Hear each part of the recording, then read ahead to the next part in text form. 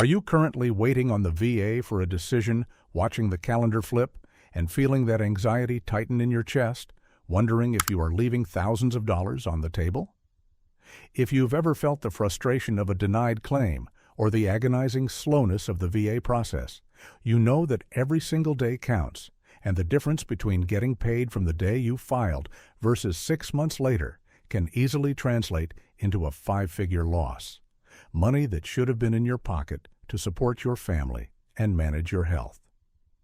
This isn't just about getting the rating you deserve. It's about mastering the administrative landscape to ensure that when that decision finally drops, the effective date is the absolute earliest date legally possible, maximizing your back pay and correcting the financial injustice of waiting. We are diving deep today into the 10 most crucial, often misunderstood, strategies that veterans successfully use to protect their effective date, accelerate their claims, and save themselves thousands, sometimes tens of thousands, in lost disability back pay. Stick with me because the first strategy is so simple yet so commonly botched that fixing it right now could literally lock in a year's worth of benefits before you even submit your main evidence. The very first and arguably most vital strategy in protecting your back pay is understanding and flawlessly executing the SANTM, intent to file, ITF. This seemingly minor bureaucratic step is the financial cornerstone of your entire claim process, and failing to utilize it correctly is the single biggest mistake veterans make, costing them months of potential back pay. Think of the intent to file as a highly effective, legally binding placeholder. It is the official notification to the EOS Department of Veterans Affairs that you intend to submit a formal claim for disability compensation, and crucially, the date you submit this ITF becomes the effective date for your future benefits, provided you submit the completed application within 1 calendar year. Let's unpack the immense power this grants you. Once the VA receives your ITF, it immediately stops the clock on how far back your benefits can reach. If you submit your ITF today, and it takes you 11 months to gather all your private medical records, secure that essential nexus letter, and prepare for your compensation and pension (C&P) exam, the VA will still pay you retroactively back to the date you submitted the ITF, not the date you finally submitted the mountain of evidence. This is monumental because gathering robust, irrefutable evidence takes time, often 3 to 6 months, sometimes longer if you require specialized medical opinions or need to track down decades-old service treatment records, STRs, or buddy statements from former unit members. Without the ITF, that entire preparation period is financially void. The VA would only consider your effective date as the day your fully developed claim landed on their desk. Imagine a scenario where a veteran is preparing a complex claim for multiple orthopedic issues and secondary mental health conditions. They file their ITF on January 1st. Due to the complexity, they don't submit the final claim until October 1st. When the VA grants service connection, their back pay calculation begins on January 1st, capturing 9 full months of benefits. If they had skipped the ITF and waited until October 1st to submit everything, they would have forfeited 9 months of retroactive pay, which at a modest 70% rating could easily exceed $15,000. This is why the ITF is not optional, it is mandatory financial protection. The procedure for filing the ITF is straightforward, but its simplicity often leads to complacency. The easiest and most recommended method is using VA Form 21-0966 or submitting the intent electronically through the VA's eBenefits or va.gov portal. When you file online, you receive an immediate confirmation, which is a critical piece of documentation you should save meticulously. If you choose the paper route, always send it via certified mail with a return receipt requested.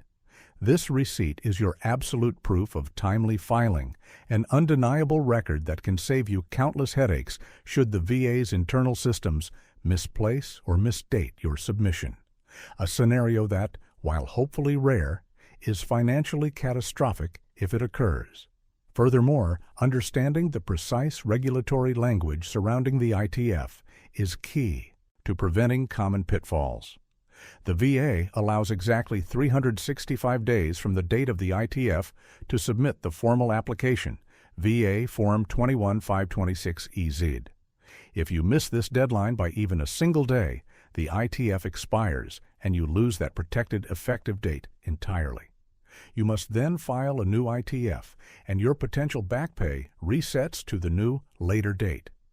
Therefore, effective claims management requires setting reminders, tracking the deadline rigorously, and having a clear plan of action for the year ahead. Many veterans, overwhelmed by the process, file the ITF and then become paralyzed by the evidence requirements, letting the deadline slip away. This is a five-figure mistake.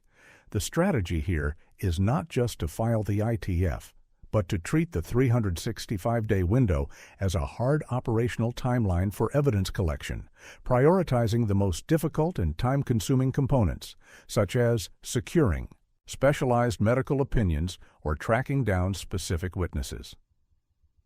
The ITF is your golden ticket to retroactive pay, but it comes with an expiration date, and mastering that timeline is the first giant step toward maximizing your financial recovery. Now, let's pivot to the second strategy, which addresses the most common reason for outright denial and subsequent loss of back pay.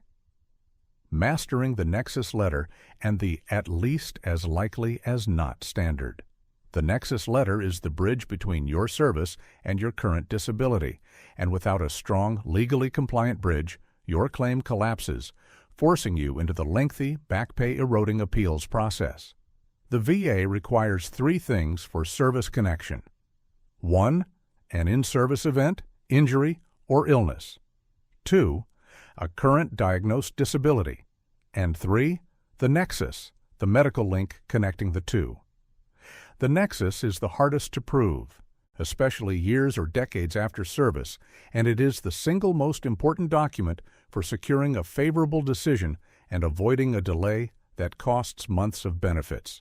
A weak or absent nexus letter results in a denial, and every day spent fighting that denial in the appeals process is a day you are not receiving benefits, pushing your effective date further into the past. The key to maximizing back pay here is submitting a perfect nexus the first time. What defines a perfect nexus?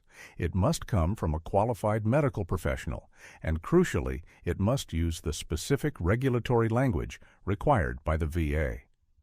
The doctor must state, based on a review of all available evidence, service treatment records, private medical records, lay statements, and the in-service event narrative, that the veteran's current disability is at least as likely as not caused by or aggravated by the veteran's military service. Anything less than this phrase, such as possibly related, could be, or might be due to, is insufficient and will be disregarded by the VA rater, leading directly to a denial. This is where veterans often lose thousands of dollars.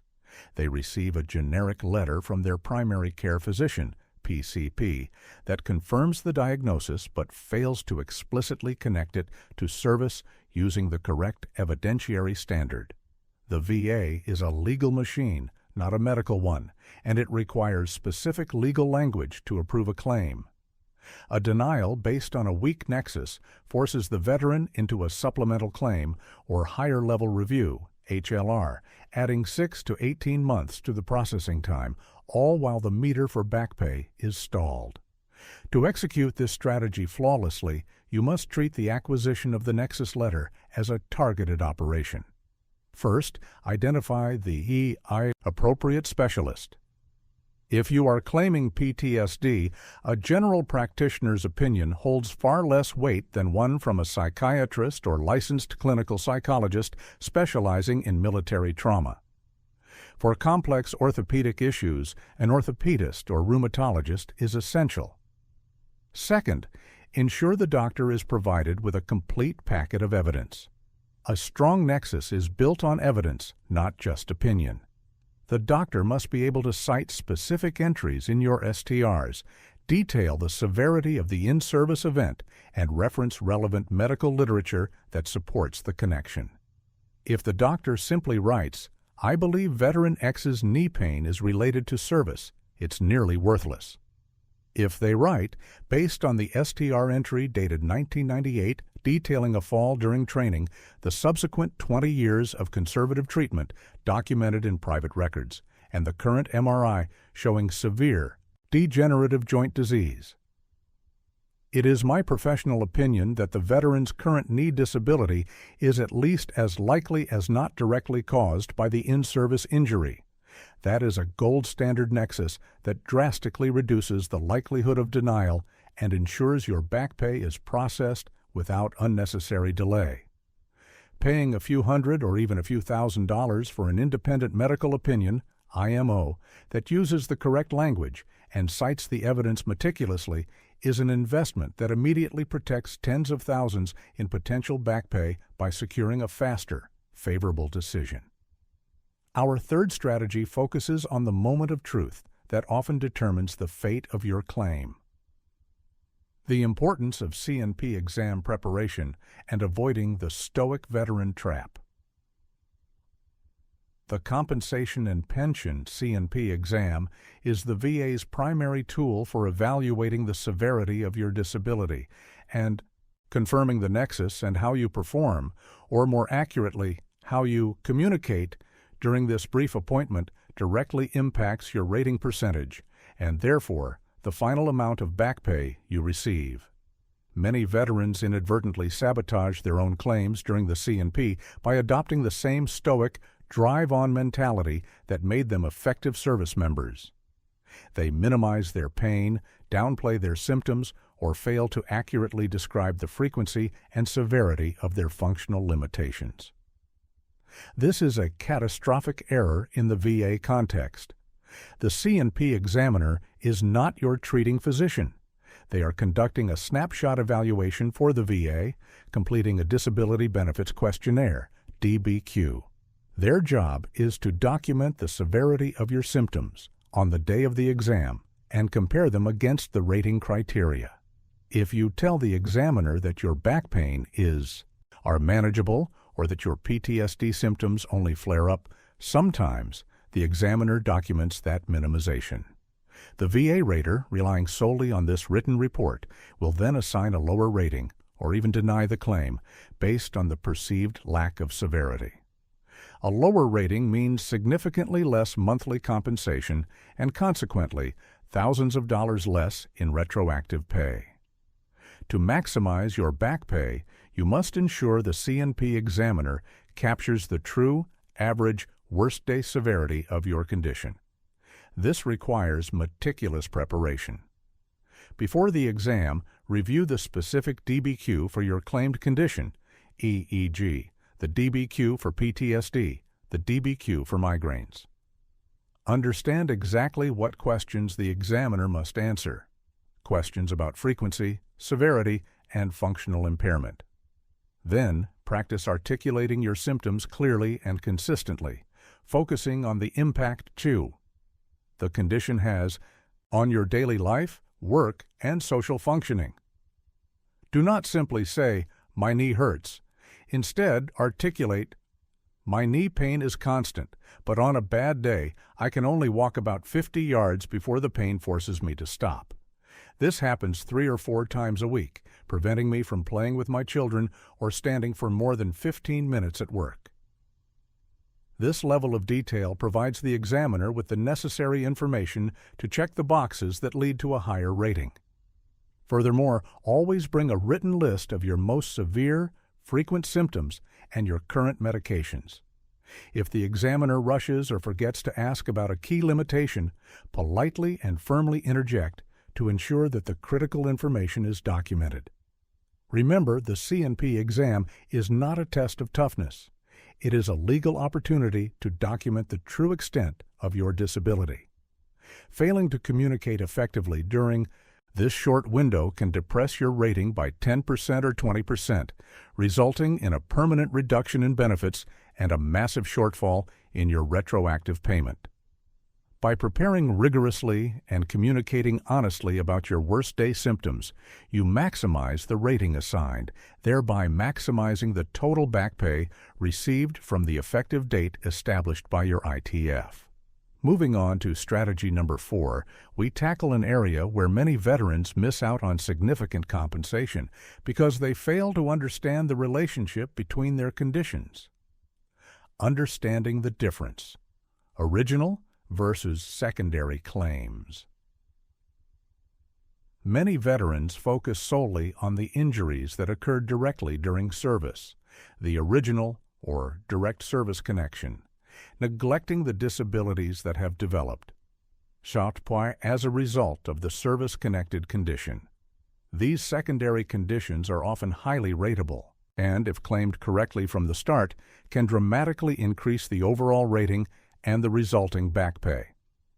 Missing a secondary condition means the VA only rates you on a portion of your total disability, leaving significant benefits unclaimed.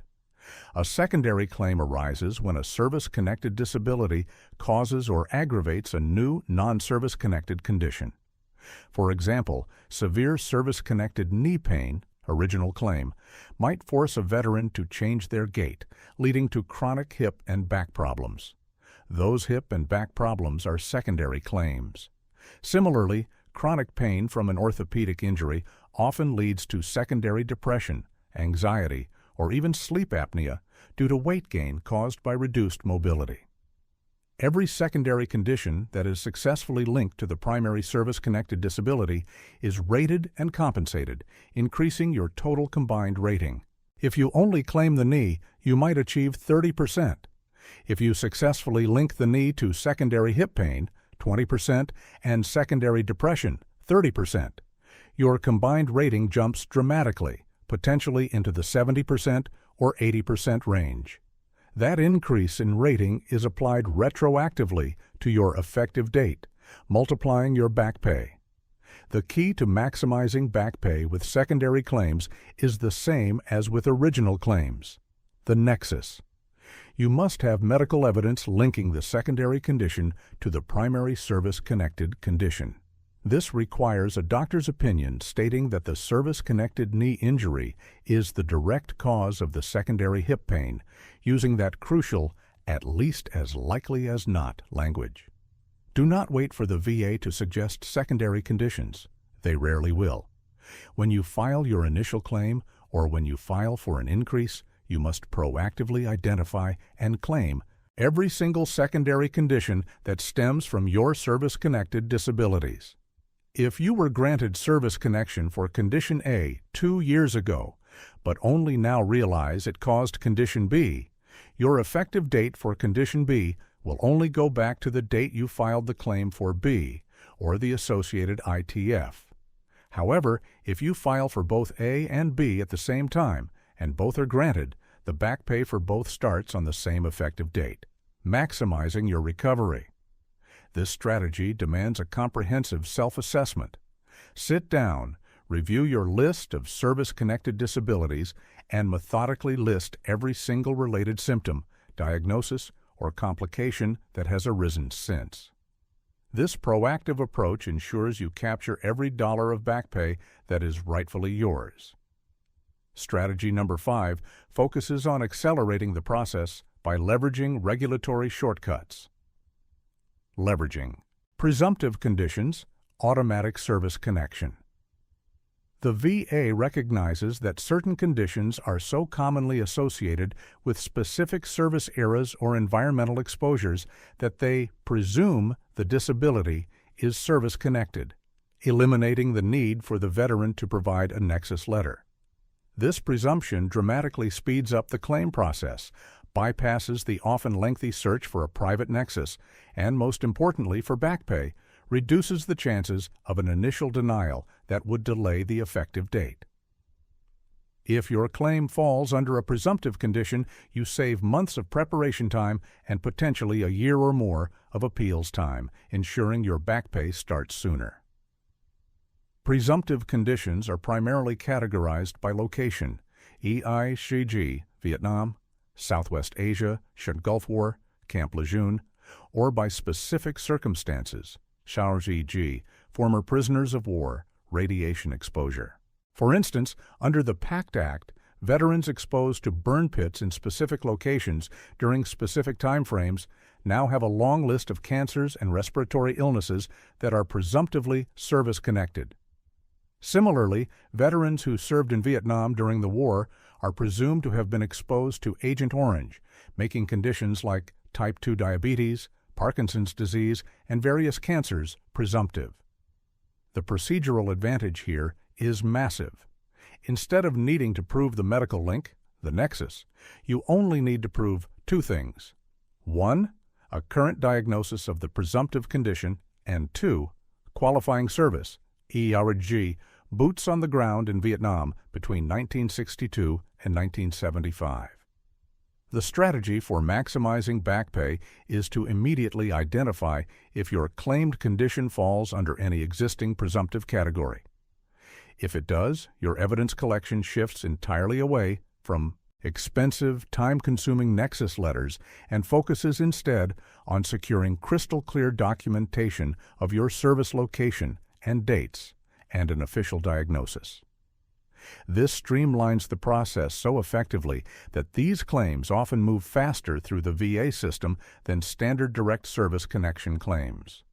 Crucially, if a new presumptive law is passed, like the PACT Act, the VA often establishes specific effective dates tied to the passage of the law, sometimes allowing claims to be filed retroactively to a specific date, even if the veteran had not filed an ITF previously. Staying informed about new presumptive laws and filing immediately upon eligibility is a critical tactic for capturing the maximum possible back pay available under these legislative changes. Do not assume the VA will automatically apply the presumptive status.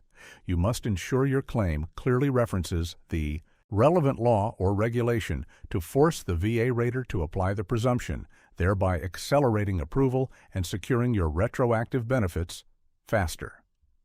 Our sixth strategy addresses veterans whose conditions are worsening over time. Filing for increased ratings, the progressive deterioration. Many veterans receive an initial rating, say 30% for a back injury, but over the years the condition deteriorates, resulting in greater pain and functional loss. Failing to file for an increase when this deterioration occurs means you are being underpaid, and every day you delay is a day you lose out on the difference in benefits. The goal here is to ensure that the increase in rating is applied as close as possible to the date your condition began to worsen significantly, maximizing the retroactive payout. Unlike an original claim, an increase claim is focused entirely on the current severity of the already service-connected condition. The nexus is already established. The VA must now determine if the current symptoms meet the criteria for a higher rating percentage, e.g., moving from 30% to 50% or 70%. This strategy is tied directly to back pay because the effective date for the increased rating is generally the date the VA received your claim for increase, or the associated ITF. If your back condition became significantly worse in January, but you waited until October to file the increase, you have forfeited 9 months of higher-level benefits. The key is timeliness. As soon as you notice a substantial, sustained deterioration in your functional capacity or an increase in the frequency and severity of symptoms, you must file an ITF for an increase immediately. The evidence required for an increase claim centers on current medical records and the C&P exam. You must show the VA how your current symptoms meet the next highest level of the rating schedule. For example, if you are rated 30% for migraines, the criteria might require attacks that are prostrating and occur once a month. To achieve 50%, the criteria might require attacks that are prostrating and occur once a week. You must have medical documentation or detailed lay evidence, like symptom logs, that clearly shows you meet the criteria for the higher rating.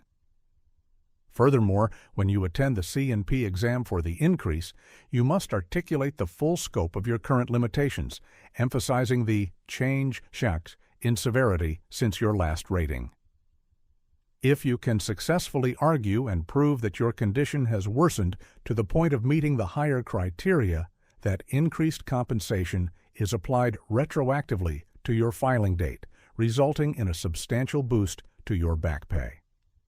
The mistake many veterans make is waiting until they reach a crisis point. By filing proactively as soon as deterioration begins, they protect their entitlement to the higher rate from the earliest possible date. Our seventh strategy is a navigational tool for avoiding the appeals quagmire: the HLR versus supplemental claim decision tree. When a claim is denied, the veteran faces a choice under the Appeals Modernization Act, AMA. File a higher-level review, HLR, file a supplemental claim, or appeal directly to the Board of Veterans' Appeals, BVA. Choosing the wrong path can add months or years to the resolution time, directly eroding your back pay. The goal of this strategy is to select the fastest, most effective appeal path to maintain the continuity of your claim and secure the earliest possible effective date. The crucial concept here is continuity of the claim. When you appeal a denial within 1 year, you maintain the original effective date, the date of your initial ITF or claim. If you let the year lapse and file a new claim, you lose that original effective date and the associated back pay. Therefore, the choice between HLR and supplemental claim must be made strategically within that 1-year window. When should you choose an HLR? An HLR is appropriate if you believe the VA rater made a legal error or overlooked evidence that was already in the file. This path is faster because you cannot submit new evidence. A senior rater simply reviews the existing file to determine if the initial decision was correct based only on the evidence presented at that time. If the senior rater identifies an error, they can overturn the decision or issue a duty to assist error, sending the claim back for correction. Because no new evidence is involved, this process is generally quicker, 3 to 6 months, meaning if successful, your back pay is released months sooner than other appeal types. When should you choose a supplemental claim? A supplemental claim is necessary if the denial was due to a lack of evidence, BG, missing nexus, weak C&P exam. This allows you to submit new and relevant evidence to overcome the reason for the previous denial. For instance, submitting that gold standard nexus letter you should have had the first time. While this path takes longer than an HLR, 6-12 months typically, it is the only way to introduce new evidence while preserving your original effective date. Choosing an HLR when you actually needed a new nexus letter is a waste of 3 to 6 months, forcing you to then file a supplemental claim anyway, pushing your resolution date and your back pay further into the future. Mastering this decision tree is about diagnosing the reason for the denial and selecting the appeal type that fixes the root problem most efficiently, thereby minimizing the delay in receiving your retroactive benefits. Strategy number 8 is the nuclear option for correcting long-past errors and unlocking massive retroactive payments. The clear and unmistakable error, CUE strategy. A Q claim is filed when a veteran believes a previous final VA decision contained an error that was so obvious and egregious that it fundamentally changed the outcome of the claim. If successful, a Q finding can reopen a claim that was decided decades ago and potentially reset the effective date back to the original filing date, sometimes resulting in hundreds of thousands of dollars in back pay. This is the ultimate back pay maximization strategy for veterans who suspect they were wrongly denied years ago. A CUE is extremely hard to prove because it is a very narrow legal standard. It is not simply disagreement with the decision or the introduction of new medical evidence. A CUE must demonstrate that the VA made a mistake based on the facts and regulations that existed at the time of the original decision. For example, if a VA rater denied a claim in 1985 by failing to apply a specific VA regulation that was mandatory at the time, that could be a KU. If they overlooked a critical piece of evidence that was definitively in the file at the time of the denial, that could also qualify. The error must be clear and unmistakable, meaning any reasonable person reviewing the file at that time would recognize the mistake. The power of the CUE lies in its ability to circumvent the typical one-year appeal deadline. If a KU is found, the VA treats the original decision as if it never happened, and the effective date for benefits is retroactively set back to the original claim date. However, attempting a KU without expert assistance, often a specialized attorney or accredited agent, is generally futile as the legal analysis required is complex and highly specific. The strategy here is twofold. 1. Review any old denied claims that feel profoundly wrong, especially those denied before the Appeals Modernization Act. And 2. Seek specialized legal counsel to determine if the facts and regulations at the time of denial support a CUE argument. Successfully identifying and proving a Q is the single most effective way to unlock the largest possible retroactive benefit payout, as it corrects historical injustices and resets the financial clock to the earliest possible date. Our ninth strategy focuses on the non-medical evidence that often tips the scales in complex cases. Gathering buddy statements and lay evidence. While medical records and nexus letters are paramount, the VA is legally required to consider lay evidence, non-medical testimony from the veteran, lay statement, or witnesses, buddy statements, especially when service treatment records are incomplete or missing.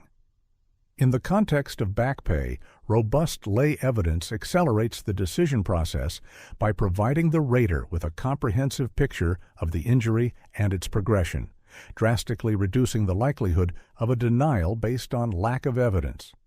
Every denial based on lack of evidence is a delay that costs you back pay. Lay evidence is particularly critical in two scenarios. 1. Proving the in-service event occurred when STRs are silent, e.g., an injury that was never documented. And 2. Documenting the functional impact and severity of a condition over time, especially for mental health claims. A buddy statement from a former unit member who witnessed an IED explosion or a specific training accident can provide the necessary proof of the service event, fulfilling the first prong of service connection when official records fail. A statement from a spouse or family member can provide crucial details about the onset, frequency, and severity of symptoms, like panic attacks, chronic pain flares, or mobility issues, fulfilling the requirements for a higher rating. To maximize back pay using this strategy, the lay statements must be detailed, credible, and consistent. They should be written on the official VA Form 21112, lay witness statement, and include the full name and contact information of the witness, their relationship to the veteran, e.g., squad leader, spouse, a detailed description of the event or observation, who, what, when, where, and a statement that the witness believes the information is true and accurate. Crucially, lay statements can establish continuity of symptoms, bridging the gap between service and the present day. For instance, if your service records show a minor ankle sprain, but there is a 10-year gap before your first private medical visit for chronic ankle pain, a detailed statement from your spouse documenting your consistent limping and pain during those 10 years provides the necessary bridge to maintain the connection. By proactively collecting these compelling, detailed statements and submitting them with the initial claim, you provide the rater with an undeniable, holistic view of your disability, minimizing the need for development and ensuring a faster, favorable decision that protects your effective date. Finally, our 10th strategy is pure procedural mastery, designed to prevent the catastrophic loss of your effective date. The 30-day rule for appeals. Requiem keeping the claim alive. As discussed earlier, maintaining the original effective date, the date your back pay starts, is entirely dependent on maintaining the continuity of your claim. The VA system is governed by strict, non-negotiable deadlines, and the most critical deadline is the 30-day window following a decision notice for certain actions. Missing this deadline can break the continuity of your claim, forcing you to start over and forfeiting all the back pay accrued since your original ITF. While the Appeals Modernization Act generally grants veterans 1 year to file an HLR or supplemental claim, there are specific crucial actions related to the Board of Veterans' Appeals, BVA, that operate on a tighter 30-day window. More importantly, the 30-day rule often applies to the submission of evidence following certain procedural notices from the VA. For example, if the VA sends you a notice that they need specific information, e.g., a signature, a missing form, or clarification, and provides a 30-day deadline, failing to respond within that time frame can result in the VA deciding the claim based only on the incomplete information or sometimes even administratively closing the claim entirely. If the claim is closed, you lose continuity and your effective date is reset when you refile. The strategy here is vigilant monitoring and immediate action. Treat every piece of correspondence from the VA, whether physical mail or digital notice, as potentially time-sensitive. If a notice requires a response or action, prioritize it immediately. Never assume that the VA has all the information it needs. If you receive a decision that grants some conditions but denies others, you have 1 year to appeal the denied conditions, but the clock starts ticking the moment the decision is issued. The ultimate goal is to never allow your claim to reach a final, unappealed denial. By filing an appeal, HLR or supplemental claim, within that 1-year window, you keep the claim alive, protecting your original effective date. Even if the appeal takes another year to resolve, when you eventually win, your back pay will stretch all the way back to the original ITF date, not the date of the appeal resolution. Mastering these deadlines is the administrative insurance policy that protects your financial recovery. We have covered 10 powerful strategies, each designed to accelerate your claim, prevent denials, and lock in the earliest possible effective date for your benefits. We began with the essential protective measure of the intent to file, which immediately establishes your retroactive pay date, and moved through the critical need for a gold standard nexus letter, using the at least as likely as not language. We emphasized the necessity of honest, detailed communication during the C&P exam to secure the highest possible rating, and then explored the financial multiplier of secondary claims.